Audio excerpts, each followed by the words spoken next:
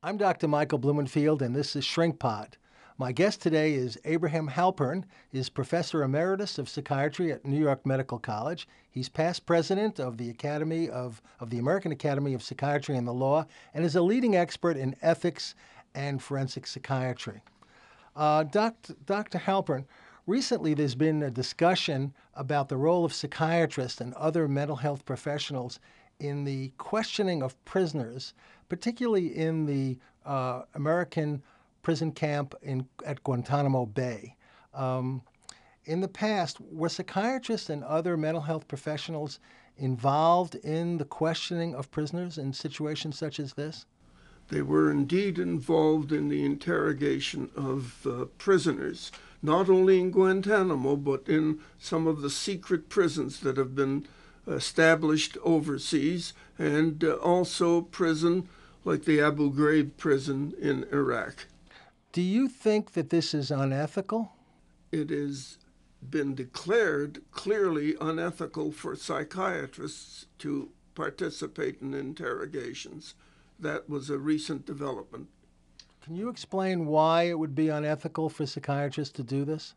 It would be because the matter of the prohibition of torture, as defined by the Geneva Conventions, has been very loosely interpreted in this country, so that we really haven't got a clear idea as to what constitutes torture or coercion. And as a result of that, it's been declared by the American Psychiatric Association that psychiatrists must not participate in interrogation of prisoners, not just at Guantanamo and other military facilities, but in any civilian situation. Police interrogations, for example, even in the United States, psychiatrists must not participate in the questioning of such individuals. If I hear you correctly, you're saying that the main reason for this is because we can't distinguish between torture and questioning? Well, the use of coercive techniques has been mentioned by the authorities, but a coercive technique under certain conditions constitutes the prohibited torture of individuals. On the other hand, it's been declared that some coercive techniques, which psychiatrists might define as torture, have not been defined as torture by the government, by the United States Attorney, for example. Well, is there a role for military psychiatrists in training intelligence officers about mental health and mental illness? Do you think there's a role in that regard? It is possible for psychiatrists, under certain conditions, to teach military personnel and others involved in interrogations the various aspects of what constitutes mental disorders. That is permitted. But to actually participate in a direct or indirect way in an interrogation of a prisoner, that's prohibited. Well, let's look at this teaching of intelligence officials or intelligence officers about mental illness and mental health. Might this include information about the vulnerabilities of the prisoners? It will not include the vulnerabilities of any specific individual. Absolutely not.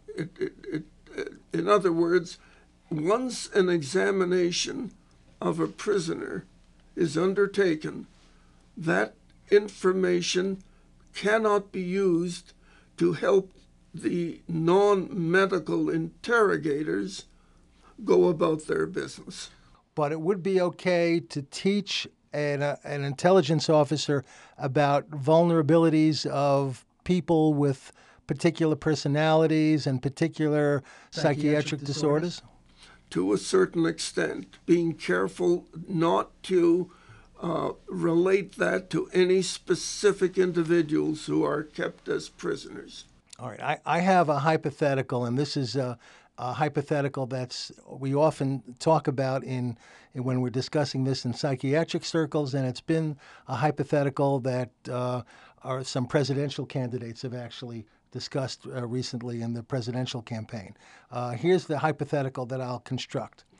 If there were a prisoner that the military or the police were holding, and they had unequivocal evidence that the prisoner knew about plans for a nuclear attack on your city, where your family was, and they had definite evidence that this prisoner knew where this was going to occur. And if you knew information about this prisoner's psychological vulnerabilities, would you refuse to help the military or the police question this individual? Well, I myself, based on studies of this particular type, would feel that the participation of the psychiatrist, say, does not add to procuring the kind of information that would be desirable. But since this kind of hypothetical is so unlikely to be realistic, that to allow psychiatrists to participate in the way you've suggested opens the door for the old slippery slope to come in, and psychiatrists can then participate when there isn't the crucial danger that you've indicated. So it's a hypothetical that is not about to happen. And if it were, then it's a completely separate idea, and I would not incorporate that within the Code of Medical Ethics for the reason that I gave. It opens the slippery slope door, and there'll be no stopping after that. I think very well put. I heard one answer to that question would be that I might do whatever had to be done, but then I'd be willing to face the consequences about violating the ethical code. That's a separate issue, and of course, psychiatrists can always violate the ethical code and plead for forgiveness if the case is examined. Remember also that psychiatrists and physicians generally who are not members of the American Medical or the American Psychiatric Association cannot be disciplined by these organizations. So it's a very complicated issue as to what you do with physicians who do not belong to the organization.